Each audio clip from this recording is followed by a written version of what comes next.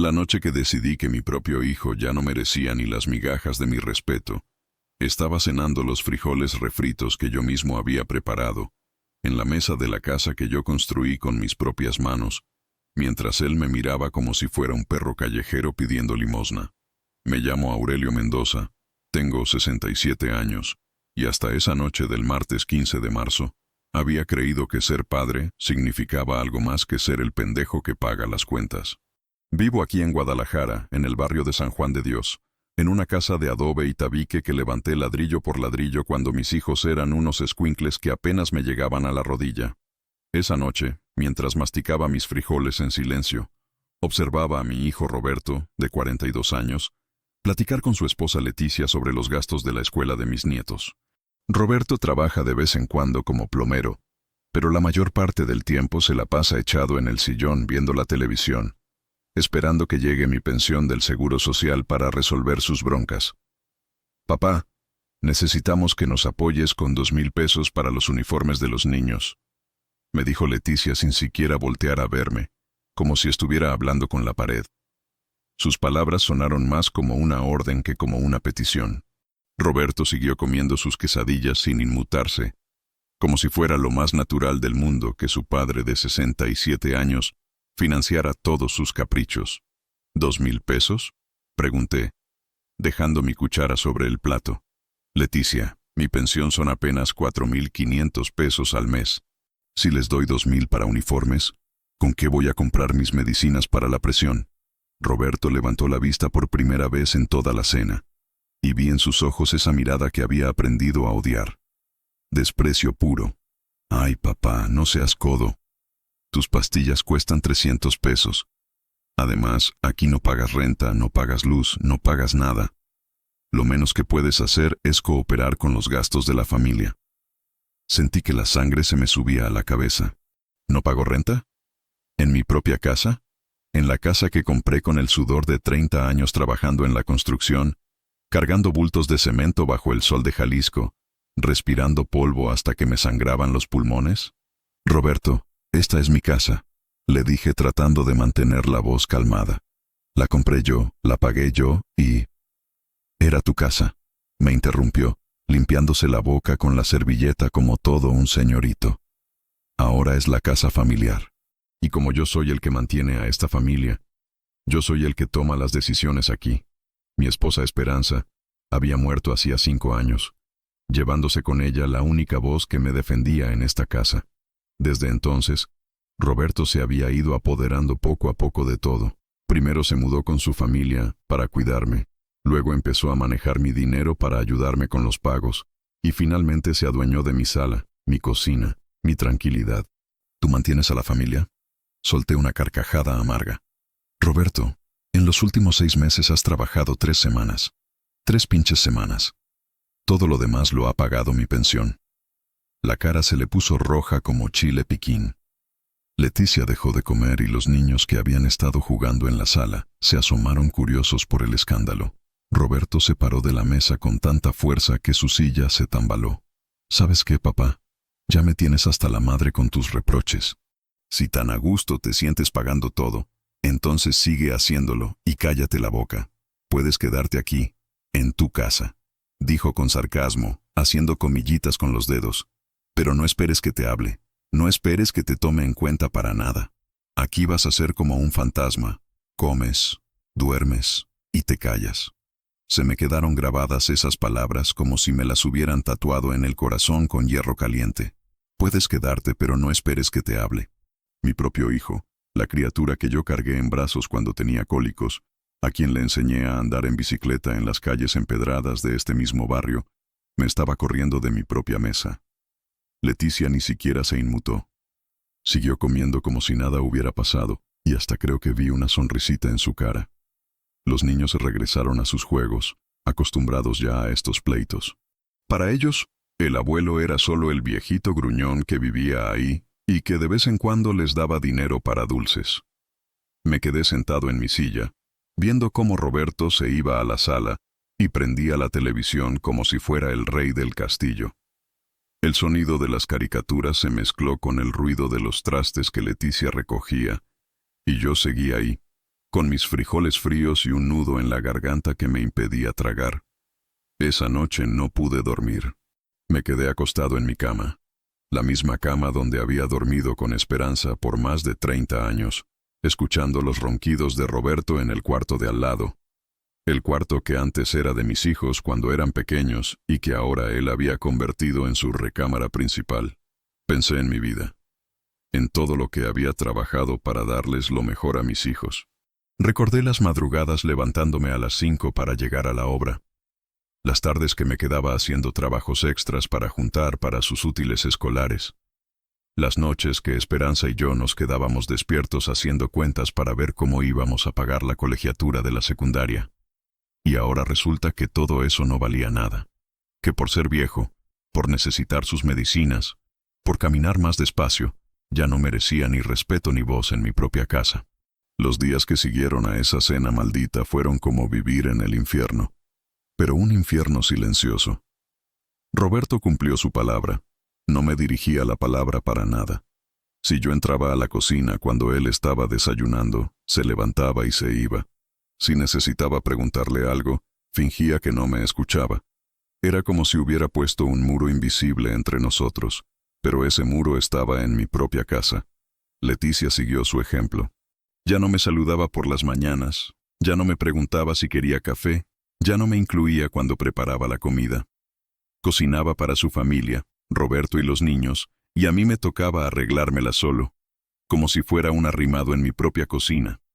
Los niños, Sebastián de 12 años y María Fernanda de 8, al principio no entendían por qué el abuelo ya no comía con ellos. Pero los niños se adaptan rápido, y pronto ellos también empezaron a ignorarme. Cuando intentaba platicarles o preguntarles cómo les había ido en la escuela, me miraban como preguntándose por qué ese señor les hablaba. El colmo fue cuando mi compadre Jesús vino a visitarme un sábado por la tarde.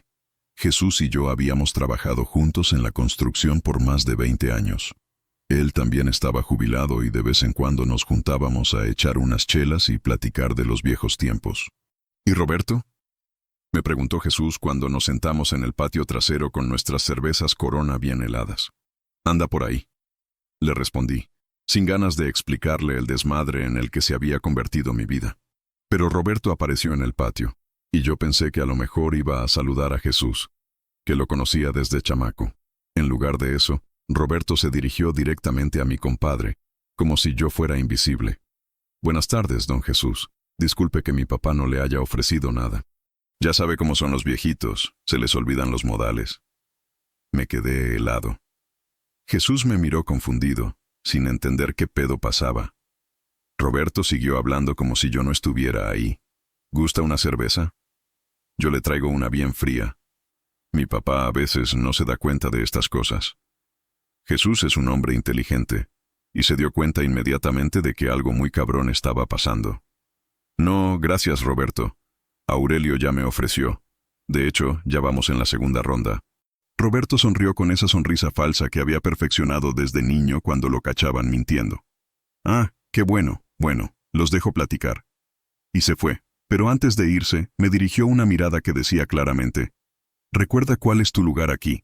Cuando Roberto se fue, Jesús no pudo aguantarse más.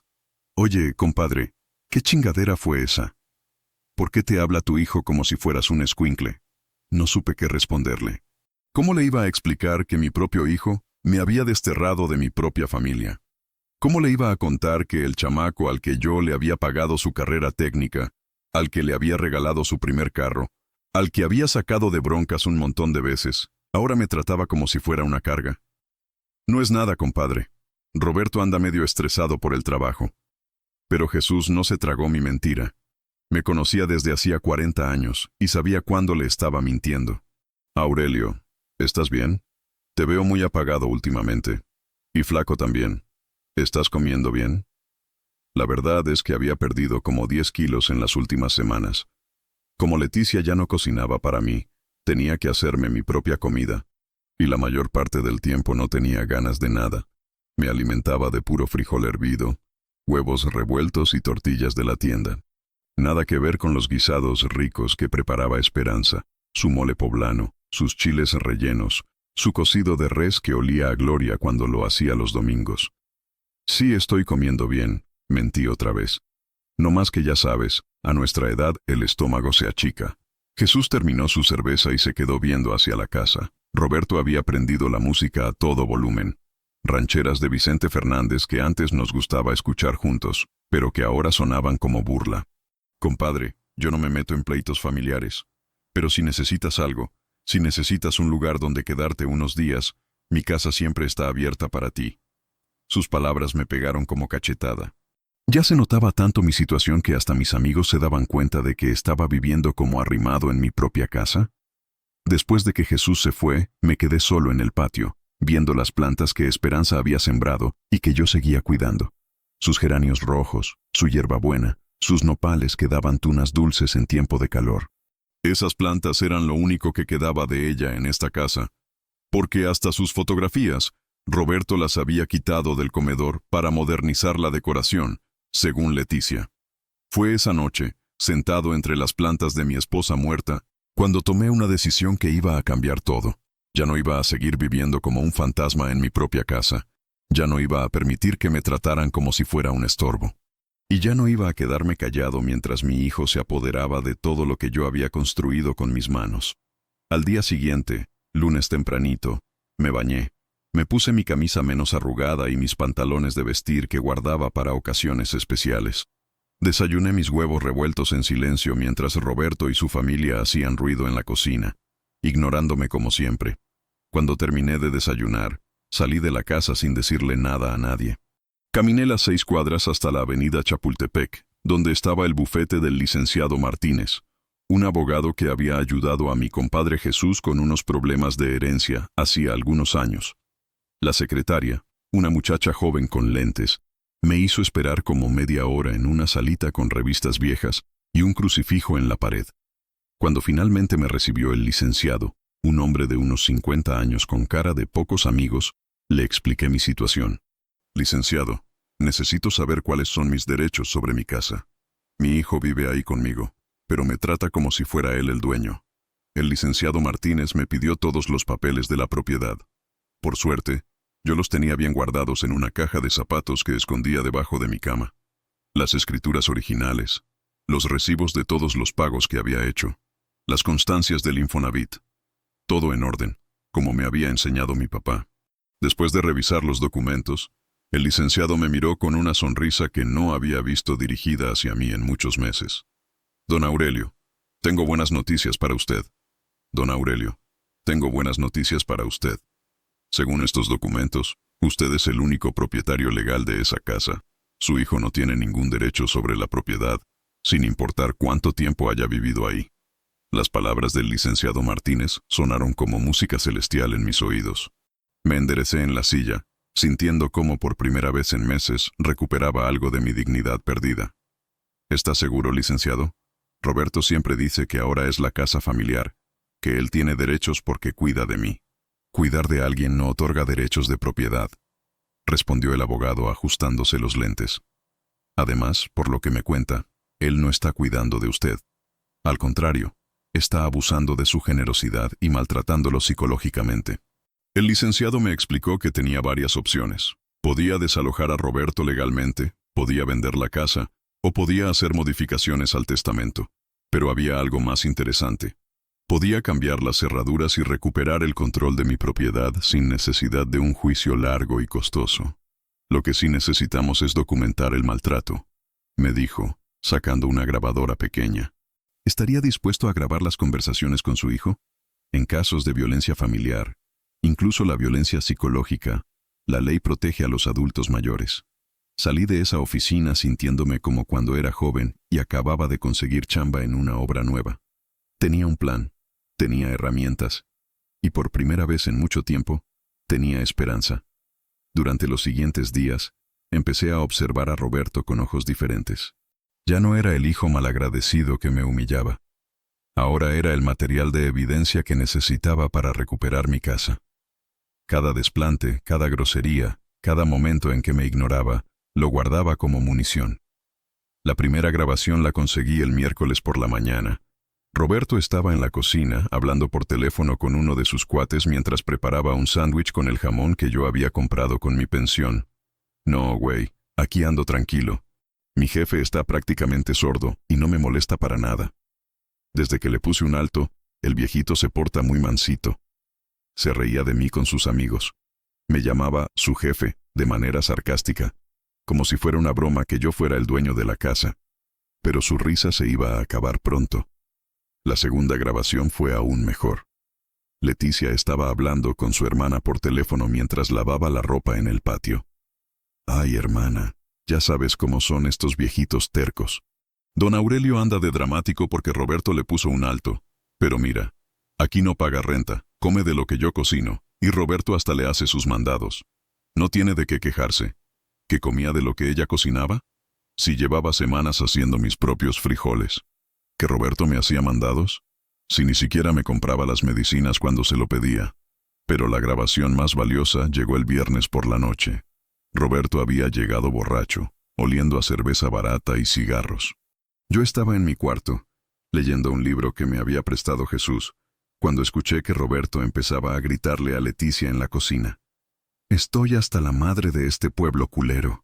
Estoy hasta la madre de trabajar como burro para mantener a este pinche viejo malagradecido. Cálmate, Roberto. Los niños están durmiendo. Me vale madres.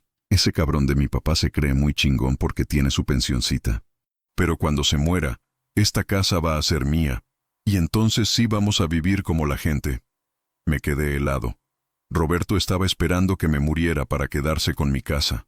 Toda su estrategia de maltratarme y humillarme era para que yo me sintiera tan miserable que preferirían morirme pronto. No digas esas cosas, Roberto. Es tu papá. Es un estorbo. Y entre más pronto se vaya de este mundo, mejor para todos. Esas palabras me dolieron más que cualquier golpe físico. Mi propio hijo deseando mi muerte, calculando cuánto tiempo le faltaba para heredar lo que yo había construido. Pero también me dieron la fuerza que necesitaba para seguir adelante con mi plan. Al día siguiente, sábado temprano, volví a ver al licenciado Martínez. Le enseñé las grabaciones y vi cómo su cara se ponía seria mientras las escuchaba. Don Aurelio, esto es más grave de lo que pensé. Esto ya no es solo maltrato psicológico, sino amenazas indirectas. Con estas grabaciones podemos proceder inmediatamente. El abogado me explicó el procedimiento. El lunes por la mañana, mientras Roberto estuviera fuera de la casa, un cerrajero vendría a cambiar todas las cerraduras. Después llegaría un notificador con la orden de desalojo. Roberto tendría 72 horas para sacar sus cosas y largarse de mi propiedad. ¿Y si se pone violento? Pregunté, porque conocía el carácter de Roberto cuando se enojaba. Por eso vamos a solicitar una orden de restricción temporal. Si intenta agredirlo o intimidarlo, será arrestado inmediatamente. También me ayudó con algo que no había considerado: cambiar mi testamento. Roberto ya no heredaría nada. La casa se quedaría para mis otros 2 hijos, Miguel y Carmen, que vivían en Ciudad de México y que sí me trataban con respeto cuando venían a visitarme. Ese fin de semana fue el más largo de mi vida. Roberto siguió comportándose como el rey del castillo, ignorándome completamente, mientras yo cargaba con el peso del secreto de lo que iba a pasar. Varias veces estuve tentado de cancelar todo, de conformarme con seguir viviendo como fantasma, pero luego recordaba sus palabras: entre más pronto se vaya de este mundo, mejor para todos. El domingo por la noche, mientras cenaba mis quesadillas solitarias en la cocina, Roberto entró a buscar algo en el refrigerador. Por costumbre, iba a ignorarme como siempre, pero algo en mi cara debe haber llamado su atención. ¿Qué tanto me ves, viejo?, me dijo con esa sonrisita despectiva que tanto odiaba. Nada, hijo. Nomás te veo. Pues ya no me veas tanto, que me pones nervioso. Mejor vete a dormir, que mañana tienes que madrugar a cobrar tu pensión. Si supiera que al día siguiente no iba a estar ahí para ver mi pensión. Si supiera que en 24 horas su mundo se iba a voltear completamente. Sí, tienes razón. Que descanses, Roberto. Ajá, me respondió sin siquiera voltear a verme. Fueron las últimas palabras que intercambiamos como padre e hijo bajo el mismo techo. El lunes amaneció con esa brisa fresca de marzo que siempre me gustaba, pero ese día tenía un sabor diferente. Era el sabor de la justicia que estaba por llegar. Me levanté a las 6 de la mañana, como había hecho durante 40 años de trabajo, pero esta vez no era para ir a cargar bultos de cemento, sino para recuperar mi dignidad. Roberto se había ido temprano, como todos los lunes, supuestamente a buscar trabajo. En realidad sabía que se iba a la cantina de Don Chema a jugar dominó con sus amigos vagos. Leticia llevó a los niños a la escuela a las 7:30, y después se fue al mercado de San Juan de Dios a comprar verduras para la comida. A las 8 en punto llegó el cerrajero, un hombre moreno y callado que traía una caja de herramientas que sonaba como música para mis oídos. No hablamos mucho. Él sabía lo que tenía que hacer. En 30 minutos había cambiado la cerradura principal, la del patio, y hasta la del cuartito, donde guardaba mis herramientas. Aquí tiene las llaves nuevas, don Aurelio. Son 3 juegos, uno para usted, uno de repuesto, y otro para emergencias. Le pagué sus 800 pesos con gusto. Era la mejor inversión que había hecho en años. A las 9 llegó el licenciado Martínez con el notificador. Un hombre flaco con bigote que cargaba una carpeta llena de documentos oficiales. Revisamos todo una vez más: las escrituras de la casa, las grabaciones, la orden de desalojo, la restricción temporal contra Roberto. ¿Está seguro que quiere hacer esto, don Aurelio?, me preguntó el licenciado por última vez. Una vez que entreguemos estos papeles, ya no hay vuelta atrás. Más seguro que nunca, licenciado. Ya me cansé de que me traten como basura en mi propia casa. A las 10:30 regresó Leticia del mercado, cargando sus bolsas de chayotes y jitomates. La vi llegar desde la ventana de mi cuarto, y por primera vez en meses, fui yo el que tenía el control de la situación. Cuando Leticia trató de meter su llave en la cerradura, obviamente no funcionó. La escuché maldecir bajito, pensando que la cerradura se había descompuesto. Tocó la puerta con los nudillos. Don Aurelio, ¿está ahí? La cerradura no sirve. Abrí la puerta despacio, saboreando ese momento. La cara de confusión de Leticia fue mejor que cualquier venganza que hubiera podido imaginar. Buenos días, Leticia. Don Aurelio, ¿qué pasó con la cerradura? No puedo entrar. Cambié las cerraduras esta mañana. Esta es mi casa, y de ahora en adelante, yo decido quién entra y quién no. Vi cómo sus ojos se abrieron como platos. Dejó caer una de las bolsas del mercado, y los jitomates rodaron por la banqueta como pelotas rojas. ¿Cómo que cambió las cerraduras? Don Aurelio, yo vivo aquí. Mis hijos viven aquí. Vivían aquí, la corregí. El licenciado Martínez tiene unos documentos para Roberto. Cuando llegue, dígale que lo estamos esperando. En ese momento apareció el notificador, saliendo de su carro estacionado enfrente de la casa. Leticia volteó a verlo, y entonces se dio cuenta de que esto no era una broma, ni un berrinche de viejo. Esto era legal, oficial, definitivo. Don Aurelio, no puede hacernos esto. ¿Dónde vamos a vivir? ¿Qué van a decir los vecinos? Por primera vez en meses, me importó un carajo lo que dijeran los vecinos. Los mismos vecinos que habían visto cómo Roberto me trataba y nunca dijeron nada. Los mismos vecinos que sabían que yo era el dueño de la casa, pero se hacían pendejos cuando Roberto presumía que él mandaba ahí. Leticia, tú y los niños pueden buscar sus cosas más importantes ahorita. El resto tienen hasta el jueves para sacarlo. Roberto ya no puede entrar a esta propiedad. Pero don Aurelio, Roberto es su hijo. Roberto dejó de ser mi hijo la noche que me dijo que podía quedarme, pero que no esperara que me hablara. Esa noche decidió que ya no éramos familia. Leticia empezó a llorar, pero no eran lágrimas de tristeza, sino de coraje. Se veía que nunca había considerado la posibilidad de que el viejito pendejo se rebelara contra ellos. Esto es injusto. Nosotros lo hemos cuidado. Roberto ha trabajado para mantenerlo. Señora, intervino el licenciado Martínez. Tengo aquí grabaciones donde su esposo admite que no trabaja, que vive del dinero de la pensión de don Aurelio, y donde expresa deseos de que el señor muera pronto para heredar la casa. La cara de Leticia se puso blanca como masa de tortilla. Sabía que estaba agarrada con las manos en la masa, que todas sus mentiras y manipulaciones habían quedado al descubierto. Media hora después llegó Roberto en su bicicleta vieja, silbando como siempre hacía cuando venía contento. Probablemente había ganado algunos pesos jugando dominó. Su silbido se cortó en seco cuando vio el carro del licenciado, a Leticia llorando en la banqueta y a mí parado en la puerta de mi casa con las llaves nuevas en la mano. «¿Qué pedo aquí?», gritó tirando la bicicleta contra la pared. «¿Por qué está llorando mi esposa? ¿Por qué hay un carro extraño?» «Roberto Mendoza», dijo el notificador, acercándose con sus documentos. «Soy notificador público. Tengo una orden de desalojo en su contra, emitida por el juzgado familiar. También tengo una orden de restricción que le prohíbe acercarse a don Aurelio Mendoza a menos de 100 metros. Roberto se me quedó viendo como si no entendiera las palabras. Su cara pasó de la confusión al coraje en cuestión de segundos. ¿Una orden de qué? Este pendejo está loco. Yo vivo aquí. Esta es mi casa. Señor Mendoza, esta propiedad está registrada a nombre de su padre. Usted no tiene derechos legales sobre ella. Tiene 72 horas para recoger sus pertenencias y desalojar». Roberto dio un paso hacia mí con los puños cerrados, pero el licenciado se interpuso inmediatamente. «Señor Mendoza, cualquier acto de violencia o intimidación hacia su padre resultará en su arresto inmediato. La policía está al tanto de esta situación». Mi hijo, el mismo que había cargado en mis hombros cuando era niño, me miró con un odio que jamás había visto en sus ojos. Pero por primera vez en muchos meses, ese odio no me lastimó. Al contrario, me confirmó que estaba haciendo lo correcto. «Papá», me dijo, y su voz sonaba como si estuviera masticando vidrio. «¿En serio me vas a hacer esto? ¿En serio vas a echar a tu propio hijo a la calle?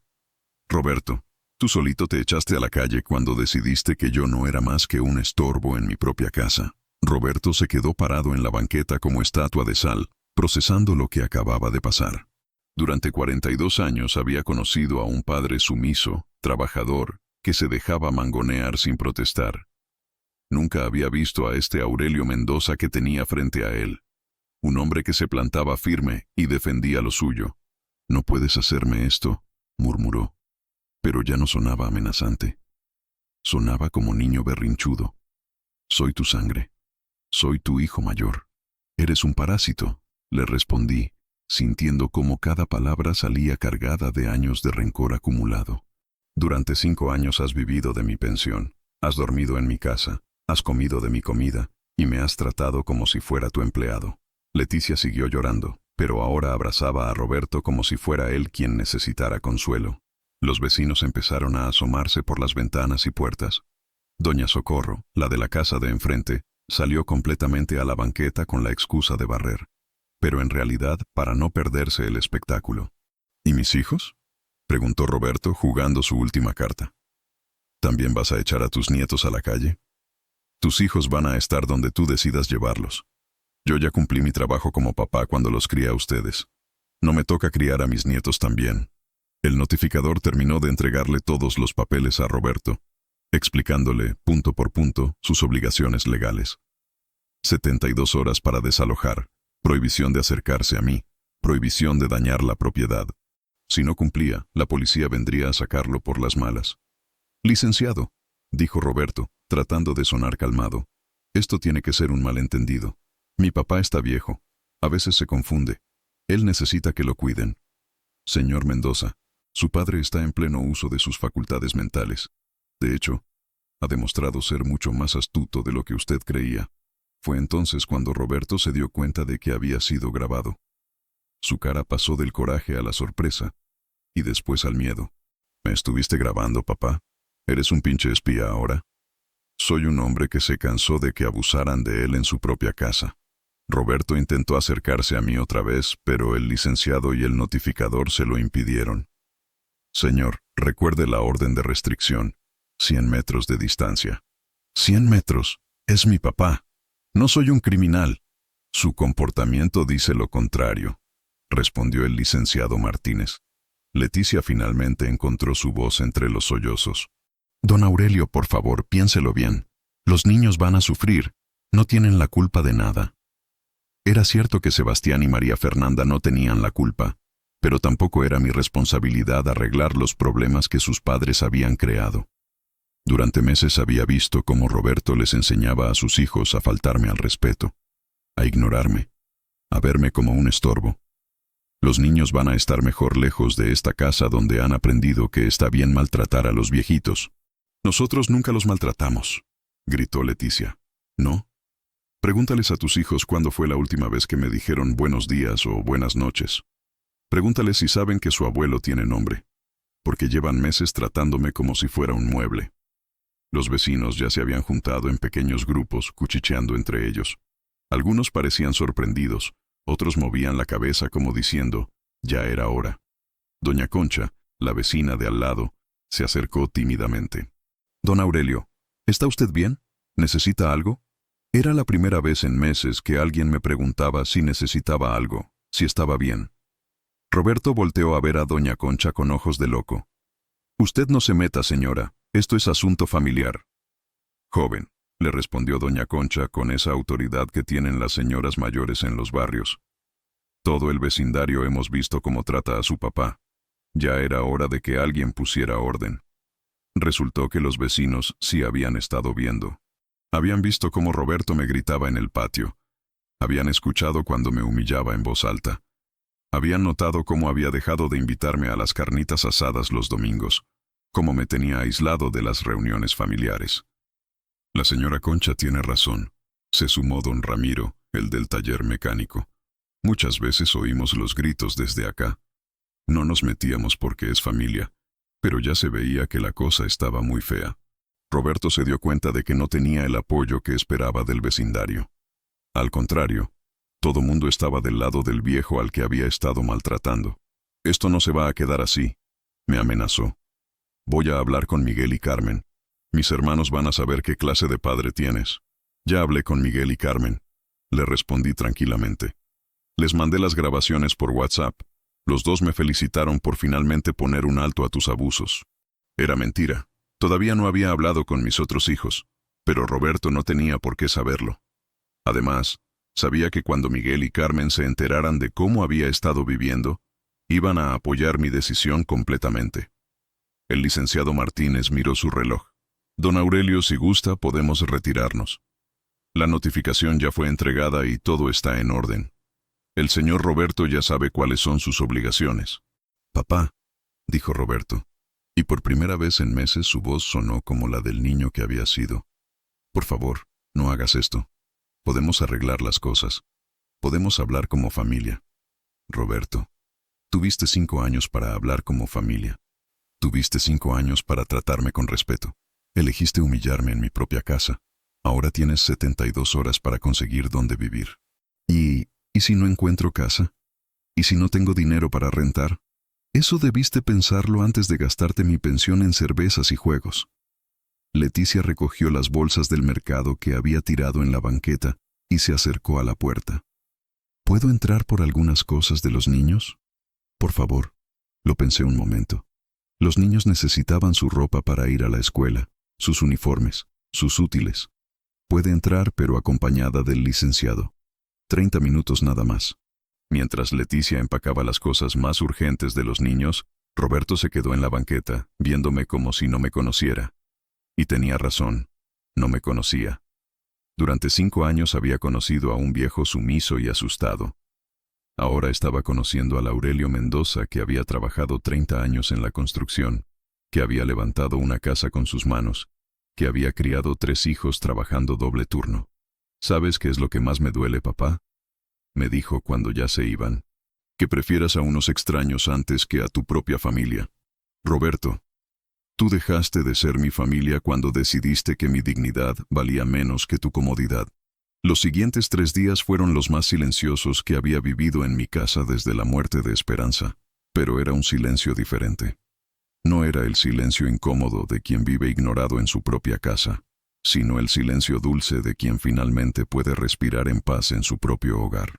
Roberto regresó el martes por la tarde con una camioneta prestada y 3 amigos para cargar sus muebles. Yo me quedé adentro, viendo por la ventana cómo sacaban el refrigerador nuevo que había comprado con mi aguinaldo del año pasado, el comedor que había sido de Esperanza, hasta mi televisión de pantalla plana que Roberto había puesto en su recámara sin preguntarme. «Oye, Roberto», le grité desde la ventana cuando vi que estaban cargando mi televisión. «Esa televisión no es tuya». «Tú me la regalaste para mi cumpleaños», me gritó de vuelta. «Te la presté para que la vieras en tu cuarto, no te la regalé». Uno de sus amigos, un tipo gordo con tatuajes, se rió burlón. «Ya déjalo, Don, Es nomás una tele. Es mi televisión, repetí, pero en voz más baja. No valía la pena pelear por una pinche televisión cuando ya había recuperado toda mi casa. El licenciado Martínez me había advertido que Roberto iba a tratar de llevarse cosas que no eran suyas, aprovechando que ya no podía acercarme para reclamarle. Haga una lista de lo más importante y valioso, me había dicho. El resto déjelo ir, no vale la pena otro pleito legal por muebles. Así que los dejé llevarse la televisión, algunos trastes de la cocina, hasta una de las mecedoras del patio que había hecho mi papá con sus propias manos. Era el precio de mi libertad y me parecía barato. Leticia entró a la casa para llevarse la ropa de los niños. Cuando pasó por la sala, se detuvo frente al retrato de Esperanza que yo había vuelto a poner en su lugar de honor sobre la repisa. ¿Va a extrañar a sus nietos, don Aurelio?, me preguntó, y su voz sonaba genuinamente triste. Voy a extrañar a los nietos que podrían haber sido si ustedes les hubieran enseñado a respetarme, le respondí. No voy a extrañar a dos niños que aprendieron a tratarme como si fuera invisible. Leticia no respondió, pero vi que se le llenaron los ojos de lágrimas. Tal vez en el fondo sabía que yo tenía razón. El miércoles por la noche, Roberto hizo su último intento de manipulación. Llegó con Sebastián y María Fernanda, violando la orden de restricción, pero manteniéndose del otro lado de la calle. ¡Papá!, gritó desde la banqueta. ¡Mira a tus nietos! Van a tener que dormir en casa de mi cuñada porque su abuelo los echó a la calle. Los niños se veían confundidos y tristes. Sebastián cargaba una mochila de la escuela y María Fernanda abrazaba su muñeca favorita. Me dolió verlos así, pero me dolió más recordar cómo me habían estado tratando las últimas semanas. «¡Roberto!», le grité de vuelta. «Estás violando la orden de restricción. Si no te vas ahorita, llamo a la policía. Tus nietos están en la calle por tu culpa. Mis nietos están en la calle por tu culpa, por no conseguir trabajo, por no buscar casa, por vivir como mantenido 5 años». Doña Concha salió de su casa y se dirigió directamente hacia Roberto. «Joven, váyase de aquí antes de que yo misma llame a las autoridades. Su papá ya sufrió bastante con usted». Roberto recogió a los niños y se fueron. Pero antes me gritó: «Esto no se va a quedar así, viejo cabrón, me las vas a pagar». Esa noche no pude dormir, pensando en los niños. Pero también pensé en algo que me había dicho el licenciado. «Don Aurelio, usted no es responsable de las decisiones de Roberto. Si él hubiera sido un buen hijo, sus hijos tendrían un hogar estable. Las consecuencias de sus actos no son culpa suya». El jueves por la mañana, cuando se cumplió el plazo del desalojo, Roberto no apareció. Tampoco vino el viernes. El fin de semana pasó tranquilo, y yo empecé a acostumbrarme otra vez a ser el dueño de mi propia casa. El domingo por la tarde vino mi compadre Jesús a visitarme, y esta vez pude recibirlo como se debe, con café recién hecho, galletas Marías y toda mi atención. «Compadre, se ve usted mucho mejor», me dijo Jesús, sentándose en la mecedora que Roberto no se había podido llevar. «Ya hasta se le ve color en la cara. Me siento como nuevo, compadre, como si hubiera resucitado». «¿Y cómo está Roberto? ¿Ya encontró casa?» «No sé nada de Roberto ni quiero saber. Ese cabrón ya me hizo sufrir bastante». Jesús se quedó callado un momento tomando su café. «¿No se siente culpable, compadre? Al fin y al cabo es su hijo». «¿Culpable de qué? ¿De recuperar mi dignidad? ¿De dejar de permitir que me trataran como basura? Jesús, me pasé 5 años viviendo como arrimado en mi propia casa. Si eso no es motivo para reaccionar, entonces no sé qué lo sea». Mi compadre asintió lentamente. «Tiene razón, Aurelio. Yo nomás preguntaba porque conozco su corazón de padre, pero Roberto se lo buscó solito». Esa noche, mientras cenaba unas enchiladas que había preparado con calma y gusto en mi cocina, sin prisa, sin que nadie me corriera de mi mesa, pensé en todo lo que había cambiado en una semana. Ya no tenía que esconder mi dinero. Ya no tenía que pedirle permiso a nadie para ver la televisión en la sala. Ya no tenía que aguantar desprecios ni humillaciones. Ya no tenía que cocinar a escondidas ni comer los sobrantes de comida que otros preparaban en mi cocina. Pero sobre todo, ya no tenía que vivir esperando que llegara el día en que Roberto dijera: «Entre más pronto se vaya de este mundo, mejor para todos». Ahora, el que se había ido de mi mundo era él. Y por primera vez en 5 años, me sentía vivo otra vez. 2 semanas después del desalojo, cuando ya empezaba a acostumbrarme a la paz de mi hogar recuperado, Sonó el teléfono una mañana temprano. Era Carmen, mi hija que vive en la Ciudad de México, y por el tono de su voz supe inmediatamente que Roberto ya la había contactado. Papá, ¿es cierto que echaste a Roberto de la casa? Carmen siempre había sido la más diplomática de mis hijos, la que trataba de arreglar los problemas familiares sin tomar bandos. Trabajaba como enfermera en un hospital grande y tenía esa costumbre de hablar calmado, incluso cuando estaba preocupada. Sí, mija. Ya no podía aguantar cómo me trataba. Papá, Roberto me contó su versión, pero me gustaría escuchar la tuya. ¿Qué fue lo que pasó exactamente? Le platiqué todo. Los meses de humillaciones. La noche de la cena cuando me dijo que podía quedarme pero sin hablarme. Las grabaciones donde Roberto expresaba sus deseos de que me muriera pronto. La consulta con el licenciado. El desalojo legal. Carmen se quedó callada un largo rato después de que terminé mi relato. Escuchaba su respiración al otro lado de la línea, procesando toda la información. Papá, ¿por qué no me dijiste que las cosas estaban tan mal? Miguel y yo hubiéramos hecho algo. ¿Cómo qué, mija? Ustedes viven muy lejos, tienen sus propias familias, sus propios problemas. Además, no quería ser el papá chismoso que anda quejándose de sus hijos. Pero papá, lo que Roberto hizo no está bien. Yo sabía que había tensiones, pero nunca imaginé que llegara a tanto. Me contó que Roberto la había llamado llorando, diciéndole que yo me había vuelto loco, que había contratado abogados para echarlo a la calle sin motivo, que estaba viviendo en casa de su cuñada con toda la familia amontonados en 2 cuartos. Le dije que iba a hablar contigo antes de opinar, continuó Carmen. Y ahora que escucho tu versión, entiendo por qué tomaste esa decisión. ¿De verdad me entiendes, mija? Porque ya estoy viejo para andar justificando mis decisiones, pero tampoco quiero que mis otros hijos piensen que soy un ogro desalmado. Papá, tú siempre has sido el hombre más trabajador y más bueno que conozco. Si llegaste al extremo de echar a Roberto, es porque realmente ya no aguantabas más. Sus palabras me tranquilizaron el corazón. Durante estas 2 semanas había tenido momentos de duda, preguntándome si había sido demasiado duro, si había actuado por coraje en lugar de por justicia. ¿Ya hablaste con Miguel?, le pregunté. Sí, y él está completamente de tu lado. De hecho, me dijo que desde hace años había notado cómo Roberto se aprovechaba de ti, pero que no sabía cómo intervenir sin causar más problemas. Miguel, mi hijo de en medio, siempre había sido más directo que Carmen. Trabajaba como ingeniero en una empresa petrolera y tenía esa personalidad práctica que no se andaba con rodeos. Miguel me dijo que lo único que lamentaba era que no hubieras tomado esa decisión antes. Continuó Carmen. Dice que Roberto se acostumbró a vivir como rey sin trabajar y que eso no le iba a enseñar nada bueno a sus hijos. ¿Y qué opinas tú de los nietos? Esa es la parte que más me preocupa. Carmen suspiró profundamente. Papá, Sebastián y María Fernanda van a estar bien. Son niños, se adaptan. Y tal vez esto les enseñe que las acciones tienen consecuencias, que no se puede maltratar a las personas que nos quieren. Roberto dice que los eché a la calle. Roberto echó a sus propios hijos a la calle cuando decidió vivir como mantenido en lugar de conseguir un trabajo estable. Tú solo decidiste que ya no ibas a financiar su irresponsabilidad. Esa misma tarde recibí otra llamada, esta vez de Miguel. Su voz sonaba más enojada que la de Carmen. Papá, acabo de colgar el teléfono con Roberto. Ese cabrón me quiso hacer creer que te habías vuelto senil y que habías actuado por despecho. ¿Y tú qué le dijiste? Le dije que el único senil era él si creía que podía seguir viviendo de gorrón toda la vida. Le dije que ya era hora de que creciera y mantuviera a su familia como hombre.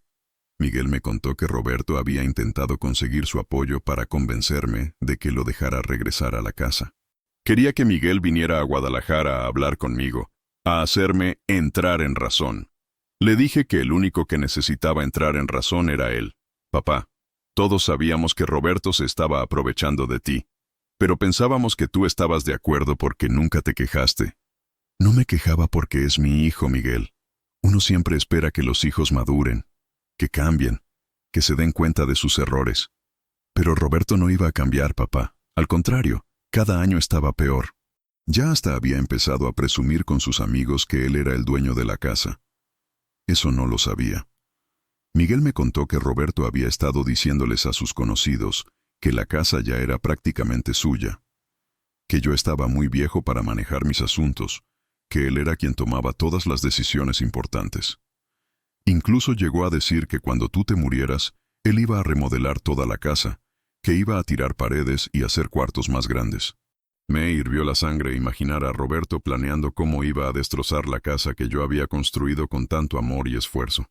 La casa donde Esperanza había criado a nuestros hijos, donde habíamos vivido los momentos más felices de nuestro matrimonio. Miguel, ¿crees que hice bien? Papá, hiciste lo que tenías que hacer. Lo único que lamento es que Roberto haya tenido que llegar a tanto para que tú reaccionaras.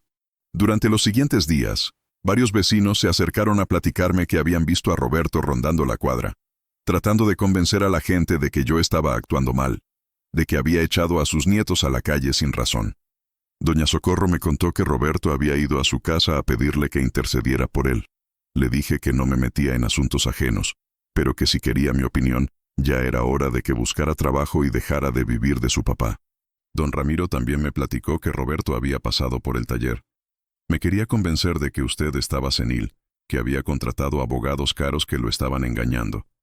Le dije que usted se veía más cuerdo que nunca. Era evidente que Roberto estaba haciendo una campaña para quedar como la víctima de la situación. Pero los vecinos no eran tontos. Habían visto durante años cómo me trataba.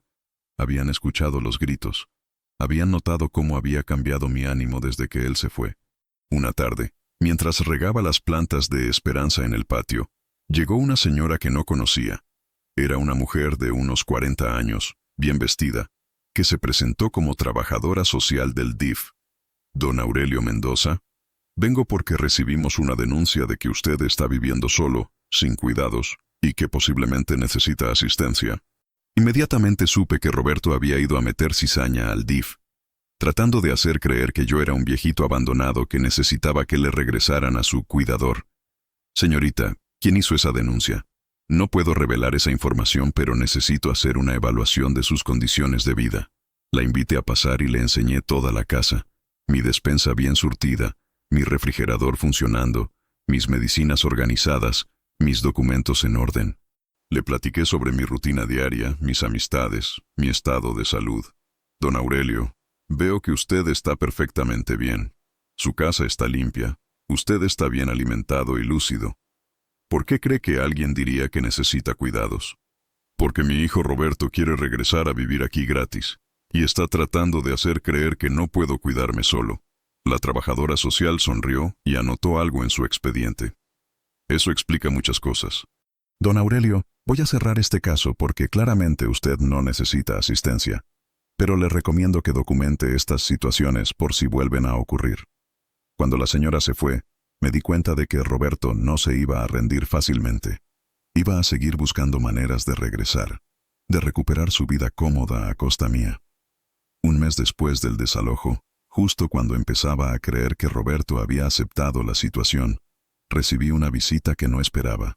Era Sebastián, mi nieto mayor, parado en mi puerta un sábado por la mañana con su uniforme de fútbol y cara de nervioso. «Hola, abuelo», me dijo bajito, sin atreverse a mirarme a los ojos. El corazón se me aceleró al verlo. Era la primera vez que uno de mis nietos me llamaba abuelo en muchos meses, en lugar de ignorarme como fantasma. «Sebastián, ¿qué haces aquí, mijo? ¿Dónde están tus papás?» «Mi papá no sabe que vine. Me escapé del entrenamiento de fútbol para venir a verlo. Lo invité a pasar y le preparé un vaso de agua fresca de Jamaica, como le gustaba cuando era más pequeño. Se sentó en la mesa de la cocina, la misma donde había cenado durante años, pero ahora todo era diferente. «Abuelo, ¿es cierto que usted nos odia?» La pregunta me pegó como bofetada. «¿Quién te dijo eso, mijo? Mi papá dice que usted nos echó porque ya no nos quiere, que prefiere estar solo que vivir con su familia». Me senté frente a él, viendo cómo sus ojitos de 12 años trataban de entender una situación que ni los adultos manejaban bien. «Sebastián, yo no los eché a ustedes. Eché a tu papá porque me trataba muy mal, pero ustedes son mis nietos, y siempre los voy a querer. Entonces, ¿por qué no podemos venir a visitarlo?» «Sí pueden venir, mijo. De hecho, me da mucho gusto que hayas venido». Le expliqué, con palabras que pudiera entender, por qué había tenido que tomar esa decisión. Le dije que su papá había dejado de respetarme, que vivía de mi dinero sin trabajar, que me había prohibido hablar en mi propia casa. Pero abuelo, mi papá dice que usted es muy malo, que nos quitó nuestra casa. Sebastián, ¿esta casa de quién era cuando tú naciste? Suya, abuelo. ¿Y quién la construyó? Usted con mi abuelo que ya se murió. ¿Y quién pagaba la luz, el agua, la comida? Sebastián se quedó pensando. Usted con su pensión. Entonces, ¿cómo puede ser malo que yo decida quién vive en mi casa? El niño empezó a entender la lógica de la situación. No era que yo fuera malo, era que su papá había estado viviendo en una casa que no era suya, gastando dinero que no era suyo, sin trabajar ni contribuir. Abuelo, ¿usted me sigue queriendo? Claro que te sigo queriendo, mijo, y también quiero a María Fernanda. Ustedes no tienen la culpa de los problemas de los adultos. ¿Entonces puedo venir a visitarlo? Puedes venir cuando quieras, Sebastián, pero tiene que ser con permiso de tu mamá, para que no se preocupe. El niño se quedó un rato más, platicándome de la escuela, del nuevo equipo de fútbol donde lo habían inscrito, de cómo estaba viviendo en casa de su tía. No mencionó a su papá directamente, pero pude notar que no estaba muy contento con la situación. Cuando se fue, me abrazó fuerte, como no lo había hecho en mucho tiempo. Abuelo, yo sí lo quiero a usted. Esa tarde llamé al licenciado Martínez para preguntarle sobre mis derechos de ver a mis nietos. Me explicó que legalmente Roberto no podía impedirme tener contacto con Sebastián y María Fernanda, siempre y cuando no violara la orden de restricción.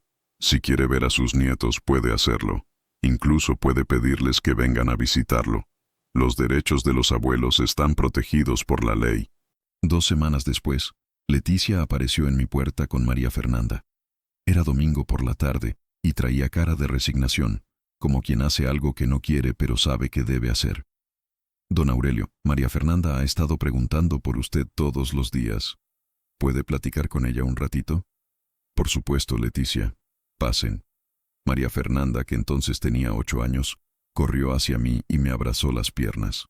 Abuelo, ya extrañaba su casa. Leticia se sentó en la sala mientras María Fernanda me enseñaba sus dibujos de la escuela. Había hecho uno donde aparecíamos ella y yo en el patio, regando las plantas de su abuela Esperanza. ¿Ve, abuelo? Aquí estamos usted y yo cuidando las flores de mi abuelita. Durante esa visita, Leticia y yo tuvimos la primera conversación civilizada en meses. Me contó que Roberto había conseguido trabajo de medio tiempo en una ferretería, pero que el sueldo no les alcanzaba para rentar una casa propia. Don Aurelio, sé que Roberto se portó muy mal con usted. Yo también me porté mal.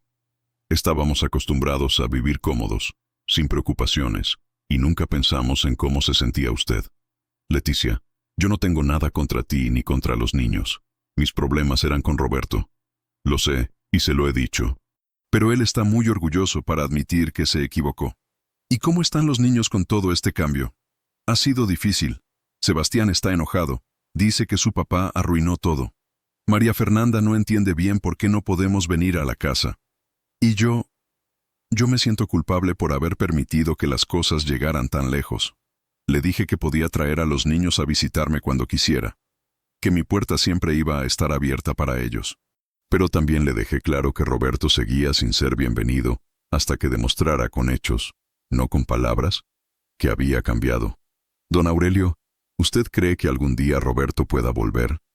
Leticia, Roberto puede volver el día que venga a pedirme perdón sinceramente, cuando demuestre que puede mantenerse solo, cuando me trate con el respeto que merezco como su padre. Pero mientras siga culpándome a mí de sus problemas, mientras siga esperando que yo resuelva su vida, no va a ser bienvenido aquí. A partir de esa visita, Leticia empezó a traer a los niños los domingos por la tarde. Eran las horas más felices de mi semana.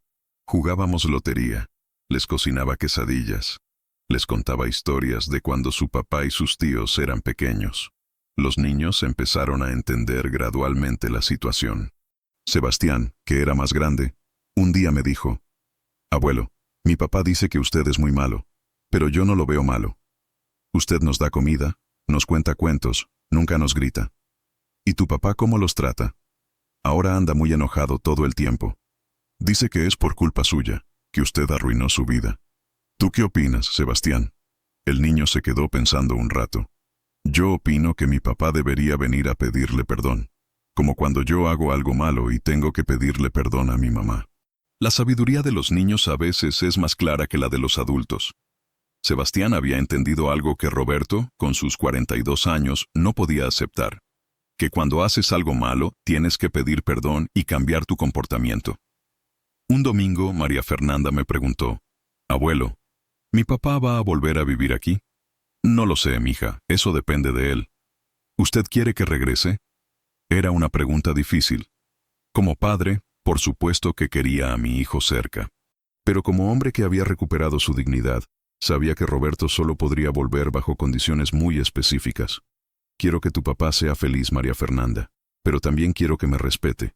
Cuando aprenda a hacer las dos cosas, podremos platicar».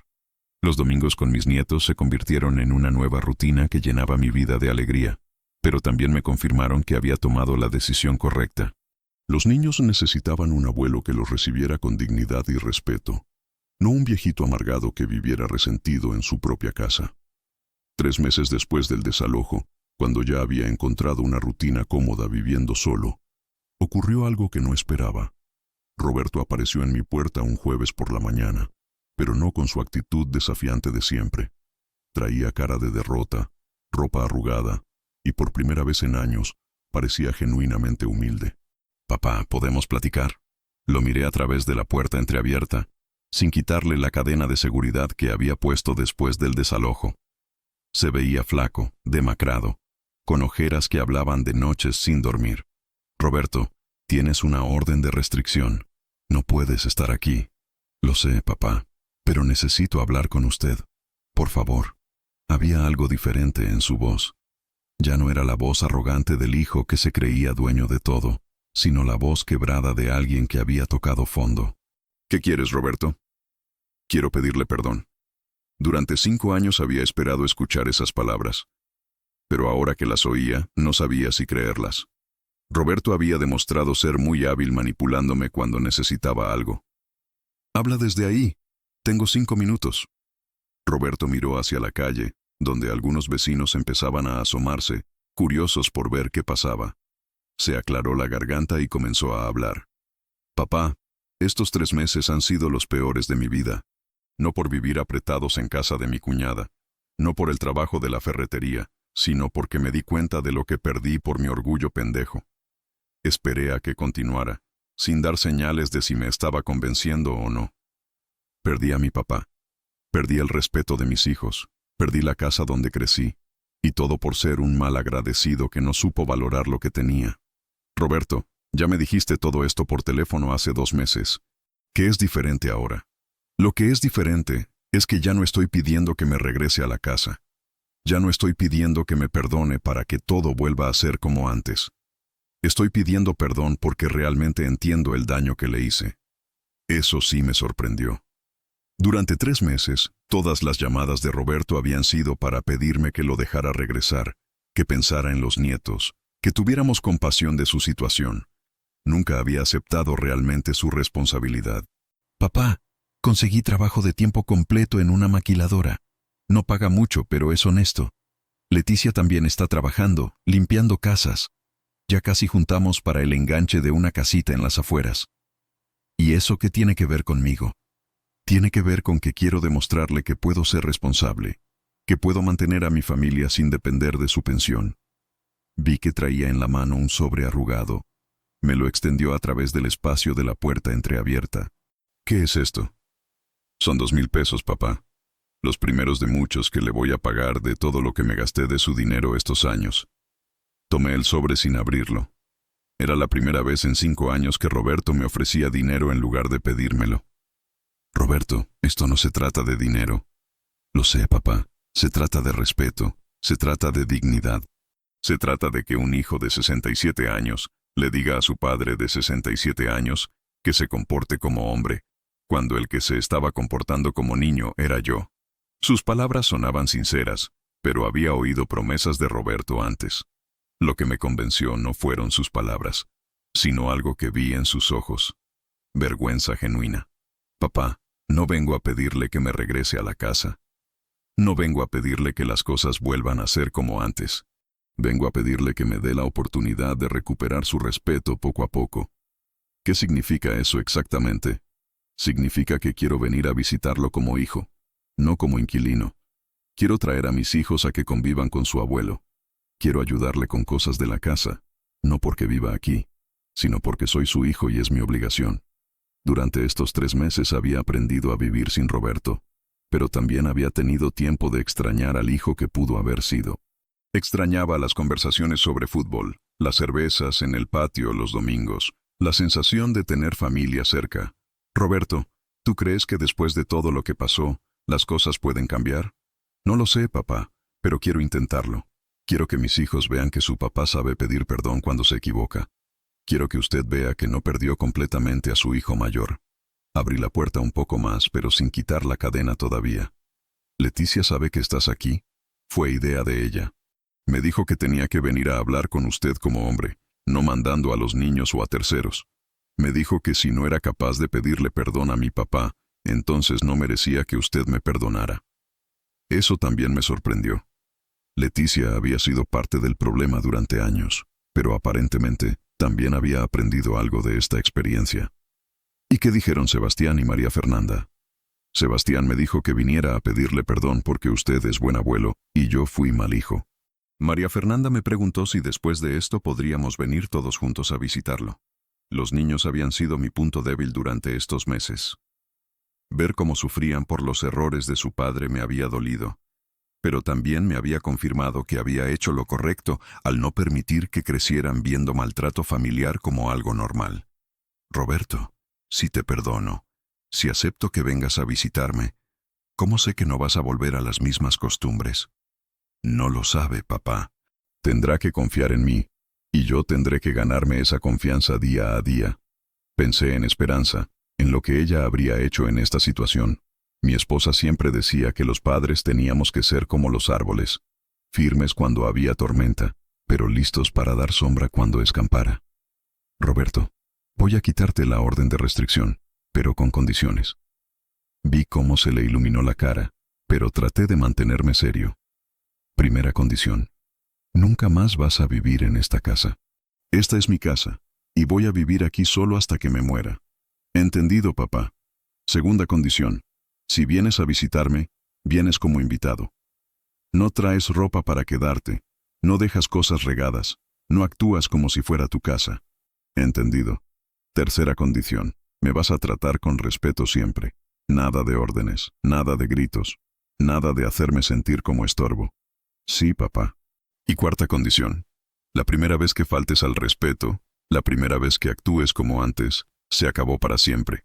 No hay segundas oportunidades después de esta. Roberto asintió con la cabeza, y por primera vez en años, vi lágrimas en sus ojos. No lágrimas de coraje o frustración, sino lágrimas de alivio. Papá, ¿eso significa que me perdona? Significa que voy a darte la oportunidad de que te perdones a ti mismo comportándote como el hombre que debiste ser desde el principio. Quité la cadena de la puerta y la abrí completamente. Roberto se quedó parado en el umbral, como pidiendo permiso para entrar. ¿Puedo pasar, papá? Puedes pasar, Roberto. Pero recuerda, vienes como invitado en la casa de tu padre, no como dueño. 6 meses después de aquella conversación en el umbral de mi puerta, mientras escribo esta historia sentado en mi patio, viendo cómo florecen las plantas de esperanza bajo el sol de octubre, puedo decir que recuperar mi dignidad fue la mejor decisión que tomé en mis 67 años de vida. Roberto cumplió su palabra. No completamente al principio, porque los hábitos de 5 años no se cambian de la noche a la mañana, pero sí gradualmente, con tropiezos y recaídas que me enseñaron que perdonar no significa olvidar, sino estar atento. Las primeras visitas fueron tensas. Roberto llegaba los domingos por la tarde con Leticia y los niños. Se sentaba en el borde de la silla como invitado incómodo. Hablaba con la formalidad de alguien que pisa terreno frágil. Pero poco a poco, semana tras semana, empezamos a recuperar algo que se parecía a una relación de padre e hijo. El momento que me convenció de que el cambio era real llegó un domingo que Roberto trajo su caja de herramientas para arreglar una llave del lavadero que estaba goteando. Terminó el trabajo y guardó sus herramientas sin preguntarme dónde podía dejarlas, sin actuar como si todavía viviera aquí. ¿Cuánto le debo por la reparación, papá? me preguntó. Y aunque los dos sabíamos que era una broma, el hecho de que preguntara me demostró que había entendido la diferencia entre vivir aquí y ayudar aquí. Sebastián y María Fernanda se acostumbraron a la nueva dinámica más rápido que los adultos. Para ellos, la casa del abuelo se convirtió en un lugar especial que visitaban los fines de semana, no en su hogar cotidiano. Esto hizo que valoraran más el tiempo que pasamos juntos, que prestaran más atención a mis historias, que me ayudaran con más ganas en el jardín. Abuelo, me dijo Sebastián hace unas semanas. ¿Es cierto que antes mi papá vivía aquí y lo trataba mal? ¿Quién te dijo eso? Mi papá. Me dijo que antes era muy grosero con usted, y que usted tuvo que echarlo para enseñarle a comportarse. Roberto había empezado a contarles a sus hijos la verdad sobre lo que había pasado, sin pintarse como víctima, sin culparme a mí de sus problemas. Les estaba enseñando que las acciones tienen consecuencias, que el respeto se gana, que los errores se pueden corregir, pero que las lecciones hay que aprenderlas. ¿Y tú qué opinas de eso, Sebastián? Opino que mi papá aprendió, abuelo. Ahora trabaja mucho, ya no grita tanto. Y siempre habla bonito de usted. Miguel y Carmen vinieron a visitarme durante las fiestas patrias, y se sorprendieron del cambio en Roberto. Carmen me dijo, papá, se nota que Roberto está diferente. Ya no tiene esa actitud de que todo el mundo le debe algo. Miguel fue más directo. Roberto está actuando como hombre por primera vez en años, y se nota que los niños lo respetan más ahora que cuando era un mantenido. La relación con Leticia también mejoró. Empezó a traerme tamales los días de mi santo, a preguntarme por mis medicinas, a incluirme en las pláticas familiares. Pero lo más importante, empezó a enseñarle a los niños a tratarme con el respeto que merece un abuelo. Roberto rentó una casita pequeña en la colonia El Mirador, a 20 minutos de aquí en camión. Es una casa humilde, de 2 recámaras y patio chico, pero es su casa, pagada con su trabajo. Cuando me invitó a conocerla, vi el orgullo en sus ojos al mostrarme lo que había conseguido con su propio esfuerzo.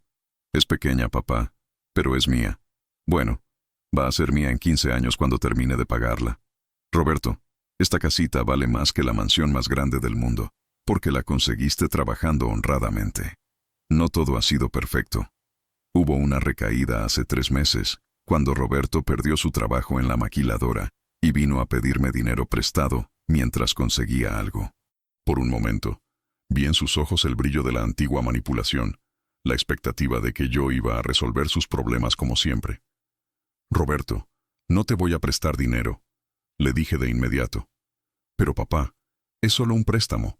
Se lo pago en cuanto consiga chamba. Roberto, ¿recuerdas nuestro trato? Tú vienes aquí como hijo, no como cliente. Si necesitas dinero, búscate otro trabajo. Pide prestado en otro lado, vende algo. Pero no vuelvas a ver a tu papá como tu banco personal. Se enojó, como era de esperarse. Salió de la casa echando madres, y pensé que iba a volver a las andadas. Pero 2 días después regresó, no a disculparse, sino a contarme que había conseguido trabajo en una tlapalería del centro. Papá, tenía razón. Yo todavía tenía la mala costumbre de pensar que usted me iba a sacar de mis broncas, pero ya entendí que las broncas me las tengo que arreglar yo solo. Esa fue la prueba definitiva de que Roberto había cambiado de verdad. Había aprendido a vivir sin mi dinero, sin mi casa, sin mi permiso. Había aprendido a ser un hombre independiente, y eso lo convirtió en mejor hijo. Ahora, mientras termino de escribir esta historia, Roberto está en el patio arreglando la cerca que se había caído con las lluvias. No porque yo se lo haya pedido, sino porque vio que necesitaba reparación y decidió ayudar. Trabaja silbando, contento, como alguien que está en paz con su lugar en el mundo. Sebastián está ayudándole, pasándole las herramientas, aprendiendo de su papá no solo a arreglar cercas, sino a ser responsable, a ayudar sin que se lo pidan, a valorar el trabajo honesto. María Fernanda está en la cocina con Leticia, preparando agua fresca de horchata para cuando terminen el trabajo. Me preguntó si quería ayudar, y le dije que sí, que me encantaría ayudar en mi cocina. Esta es mi casa. Aquí vivo solo, como elegí vivir. Pero ahora es una casa llena de visitas queridas, de nietos que me respetan, de un hijo que aprendió a valorar a su padre, de una nuera que entendió que la familia no es quien te mantiene, sino quien te ama con dignidad. La noche que Roberto me dijo, «Puedes quedarte, pero no esperes que te hable», Pensé que había perdido a mi hijo para siempre. Ahora sé que no lo perdí. Simplemente tuve que enseñarle dónde encontrarme. En el lugar donde siempre había estado, esperando que me tratara como el padre que soy, en la casa que construí, con la dignidad que me merezco. Y cuando me muera, que espero sea dentro de muchos años, voy a morir en paz sabiendo que mis nietos recordarán a un abuelo que se respetaba a sí mismo, que no permitía maltratos, que les enseñó que el amor verdadero viene acompañado de respeto. Porque al final, esa noche cuando decidí que ya no iba a vivir como fantasma en mi propia casa, no solo recuperé mi hogar, recuperé mi vida. Fin.